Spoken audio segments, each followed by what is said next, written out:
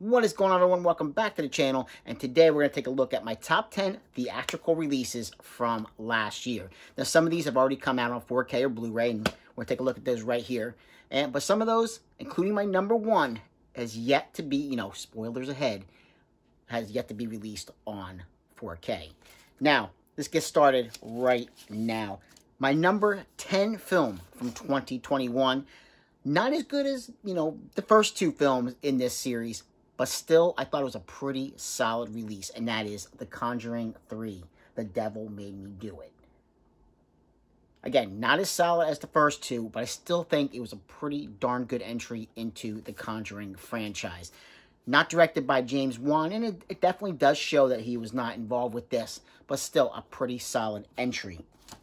Number 9. Now, this one's going to surprise some people. I just got this today, and there will be an individual video, a quick video showing this particular release. But this is going to be a surprise that this only made it to my number 9, because this would definitely make a lot of people's top 3, if not number 1, for last year, and that is Dune. Now, I did enjoy the film, and I definitely have to go back and watch it again. And like I said, I did enjoy it quite a bit. But to me, there were still some other films that it caught me a little bit more than this film. But Dune was still a solid film. And, minus some of these other films, definitely would have made it a little bit higher on the list. But still, number 9, not bad at all. Now, number 8. Now, this was a film that definitely, I was surprised just how much I enjoyed this one. And, it was a recommendation. And I'm glad I took that recommendation, because this was a big surprise that I enjoyed a lot, and that is Nobody. What a great, solid film. Definitely in that vein of John Wick. Not as good as John Wick, but definitely in that style and that vein of John Wick. Really, really enjoyed this film quite a bit. I had to pick it up on 4K. What a fantastic surprise film. Always love getting those surprise films. Now, number 7. This was a film that was on HBO Max. And some of these that you're going to see were HBO Max films, like The Conjuring 3. That was on HBO Max. But still had a theatrical release. Now, this film, my number 7 for the year, Mortal Kombat. Freaking loved this film. This film looks and sounds amazing. A fantastic video game adaptation for Mortal Kombat. I know some people still enjoy the very first Mortal Kombat film. We're not going to get into Mortal Kombat Annihilation. I don't want to talk about that one, because that is definitely not a very good film. But this one definitely just captures the essence of Mortal Kombat. And I really enjoy it. The style, the fighting, everything just clicks so well in this film. Definitely like this film a lot. Now, number 6. I keep glancing over here at my list so I don't forget things, because like I said, some of these I do have already physically, and some are still, not released. Now, my next film, my number 6. Now, this one will be released in February. I already have it pre-ordered. But the film that I'm talking about is Ghostbusters Afterlife. Fantastic, fantastic film. Absolutely. If you've seen the film, and again, I'm not going to spoil it, because there will be people who, maybe see this video who have not seen Ghostbusters Afterlife. But the tribute to Harold Ramis throughout this film, this is a love letter to Ghostbuster fans through and through. And the ending, if you don't tear up at the ending of this film, then you're not a Ghostbusters fan. I'm just going to put it that way, because there is just, even if you're not a Ghostbusters fan, there's just the way this film ends and what is done, and the expression on the actors and actresses' faces. It's done with a lot of love and a lot of care, and I absolutely, I myself, I was just taken back with just how it ended, and the acting is done very, very well in this film. Just a really nice surprise to see Ghostbusters come back in such a big way with Afterlife. Really enjoyed the film quite a bit. Now, number 5, a film that actually should have been out a while ago, but it finally did come out in 21, and that film is Black Widow. I know some people did not like this film that much. Some did, but some also did not. For me, I thought this was one of the better MCU films and definitely caught me by surprise with just how much I liked this film. And a lot of it, I've talked about it before in other videos, especially, when I was talking about, when I talked about Black Widow originally and, seeing Hawkeye on Disney+. Florence Pugh, I absolutely love her. She is fantastic. She is a great, great actress. And her playing Yelena, she stole this movie from Scarlett Johansson. I hands down. If she's not in this film, it's still a good film, but she just elevates it that much more. And for that, I definitely had to make it very high on my list. Now, number 4. And we're going to start getting, some interesting picks here for me. But number 4 was A Quiet Place Part 2. And I actually kind of enjoyed this one a little bit more than the first film. Even though the first film is fantastic. This film really caught me. There was something about this film, as the film progresses, that I just really, really enjoyed. And I can't say enough about it. I can't wait to see, when we get another entry into this franchise. But, like, how could you top the first one? Well, easily. With this film. A Quiet Place Part 2, absolutely fantastic. Number 4 on my list. Now, number 3. This one should be coming down the road very soon. I should have it this week sometime. But it was Halloween Kills. I saw this one on the Peacock channel. Again, theatrical release, but it was also available on Peacock. And this film, again, very polarizing for a lot of Halloween fans of this franchise. Not this guy, though. Absolutely, this film was brutal and relentless.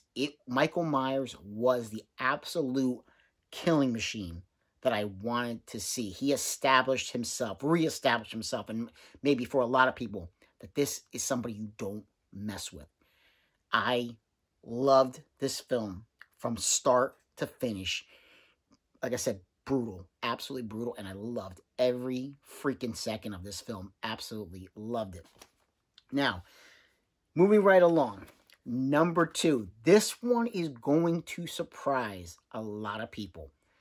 Because this is a film that just got panned by a lot of people, a lot of critics, who I don't think they really, truly understand what this film was. This is a mix-up, a mashup, whatever you want to call it, of so many different styles of horror thrown together. And I think a lot of people said, is not taking itself serious. Well, no, it's not. It's not a comedy. It's a horror. But how it's done and the style it's done just captivated me from start to finish. And I couldn't, when I heard people say they didn't understand, you don't have to. You don't have to. It's a horror film. Have fun with it. Because obviously, Mr. James Wan, hint, hint, did have fun with this film. And that is freaking Malignant. This film blew me away.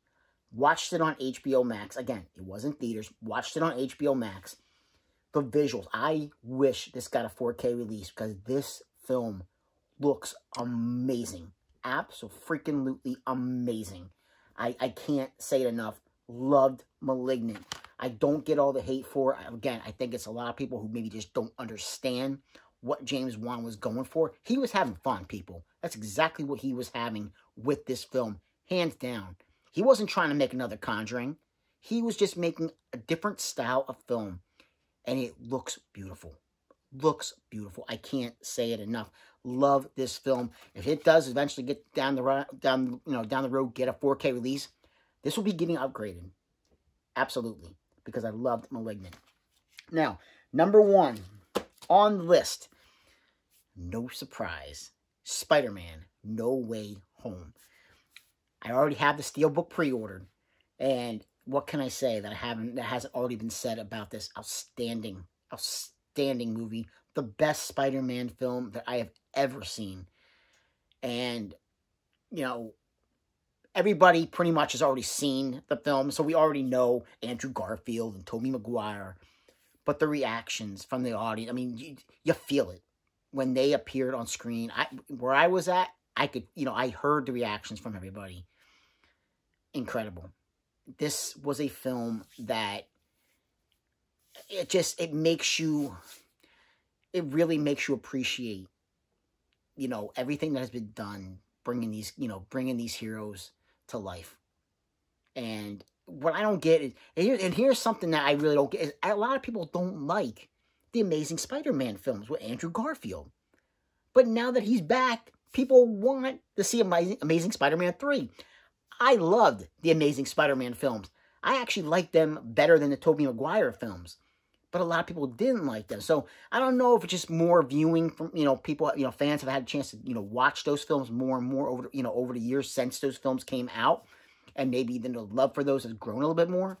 But now, seeing people like, they want, Emma Stone back as Gwen Stacy, playing Spider-Gwen. It's outstanding. I love it. I love what they're doing. We're going to have, looks like, we might have multiple Spider-Man films going on, not just with Miles Morales, with the Spider-Verse, not just with, animated style, but it looks like we might get Andrew back for, Amazing Spider-Man 3. And just, what a great time to be a Spider-Man fan. What a great time. Outstanding. But, you know what? 2021 had some great films. Now, if I was going just on Blu-ray releases for the year, and, whether not, theatrical or, just Blu-ray, straight up, on, right to home video, my number one Blu-ray or 4K for the year would have been Justice League. Zack Snyder, the Snyder Cut. I've already mentioned it enough times on this channel. But that to me was, if I was doing a list with theatrical releases and with Blu-ray releases, that probably would have been still, Spider-Man is still number one. But as far as actually having it, having it physically in my hand, that would have been my number one, hands down. But like I said, 2021 was a pretty darn good year for films. A pretty good comeback as far as, releases that came out. And some really good surprises, too. Like I said, Nobody was a great surprise with that one. Absolutely loved it. Malignant, again, I can't say enough about it. I really can't. I really highly recommend, if you didn't like the film when you saw it the first time, go back and watch it again. I mean, really, just take the time, really soak it all in and watch it again. And maybe your opinion will stay the same. Maybe it will change. And maybe you'll see it a little bit, differently when you see that. It's a mix-up and a mashup of a lot of different styles of horror. And I think it's a fantastic film. And a great, love letter, basically, for what James Wan was trying to do. Just paying homage to a lot of different styles of horror. So, that was my best theatrical releases for 2021. And, yeah, hopefully we're going to get some more videos. It's been a while since I made a video. But hopefully this will be the start of getting something going again. So, like, subscribe, and comment if you get the chance. And I will catch you in another episode. Take care.